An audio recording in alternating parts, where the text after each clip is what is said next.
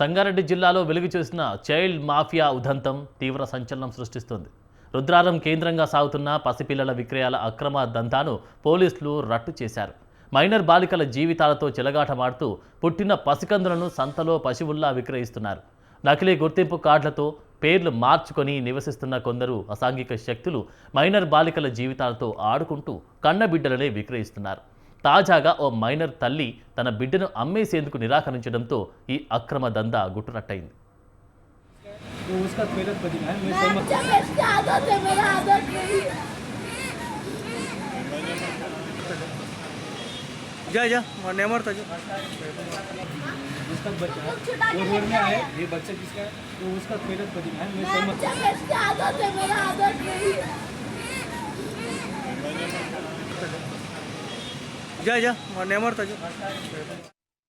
రుద్రారం గ్రామం అసాంఘిక శక్తులకు చైల్డ్ మాఫియాకు ప్రధాన కేంద్రంగా మారినట్లు పోలీసుల విచారణలో తేలింది. ఈ ముఠా ప్రధానంగా వివిధ కారణాల వల్ల గర్భం దాల్చి తల్లులుగా మారిన మైనర్ బాలికలను లక్ష్యంగా చేసుకుంటుంది. వారి సామాజిక ఆర్థిక ఇబ్బందులను ఆసరాగా చేసుకుని పుట్టిన పసిపిల్లలను పెద్ద మొత్తానికి విక్రయిస్తూ లక్షల రూపాయలు ఆర్జిస్తోంది. పసిగుడ్డు అని కూడా చూడకుండా మానవత్వాన్ని మంటగలిపి ఈ అక్రమ వ్యాపారాన్ని సాగిస్తున్నారు. నిత్యం గుట్టుచప్పుడు కాకుండా సాగుతున్న ఈ అక్రమ దందా ఒక మైనర్ బాలిక తీసుకున్న నిర్ణయంతో వెలుగులోకి వచ్చింది. అసోం రాష్ట్రానికి చెందిన ఓ కుటుంబంలో రోజులు కూడా నిండని ఆడ శిశువును అమ్మేందుకు మైనర్ బాలిక తల్లి కుట్ర పన్నింది. ముఠా సభ్యులు ఓ మైనర్ బాలికకు పుట్టిన బిడ్డను విక్రయించేందుకు ప్రయత్నించారు. అయితే అందుకు ఆ బాలిక ససేమిరా ఒప్పుకోలేదు. ఎంత ఒత్తిడి తెచ్చినా బిడ్డను విక్రయించడానికి ఆమె నిరాకరించింది. దీంతో ఆ మైనర్ బాలికను తీవ్రంగా కొట్టి చిత్రహింసలకు గురిచేశారు. దీంతో ఆ మైనర్ బాలిక ఏడుస్తూ చుట్టుపక్కల వారికి నా పాపను అమ్మేస్తున్నారు, కాపాడండి అని మొరపెట్టుకోవడంతో అమానుష ఉదంతం కాస్త బయటపడింది. ఈ చైల్డ్ మాఫియా గుట్టురట్టయింది.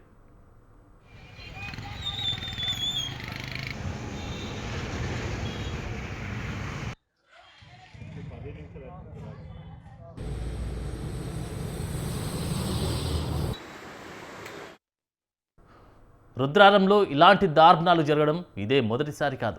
గతంలోనూ ఇతర రాష్ట్రాలకు చెందిన ఇద్దరు మహిళలు తమకు పుట్టిన వెంటనే పసిబిడ్డలను అమ్మివేస్తున్న సంఘటనలు కూడా ఇక్కడ జరిగాయి. తాజాగా ఈ ఘటనపై రంగంలోకి దిగిన పోలీసులు విచారణ చేపట్టగా షాకింగ్ నిజాలు బయటపడ్డాయి. ఈ దారుణమైన చైల్డ్ మాఫియా వెనుక నేపాల్, అసోంకు చెందిన కొందరు పౌరులున్నట్లు ఆధారాలు లభ్యమయ్యాయి. నేపాల్, అసోం ముఠా ఇక్కడి స్థానికులతో చేతులు కలిపి ఈ అక్రమ రవాణా నెట్వర్క్ను నడుపుతున్నట్లు పోలీసులు గుర్తించారు. చైల్డ్ మాఫియాపై పోలీసులు తనిఖీల్లో చేపట్టి ముఠాకు చెందినటువంటి పలువురు కీలక సూత్రధారులను అదుపులోకి తీసుకున్నారు. ప్రస్తుతం నిందితులను విచారిస్తున్నారు.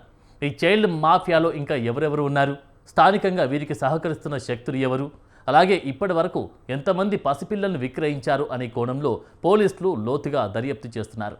రుద్రారంలో ఇలాంటి దారుణాలు జరగడం ఇదే మొదటిసారి కాదు.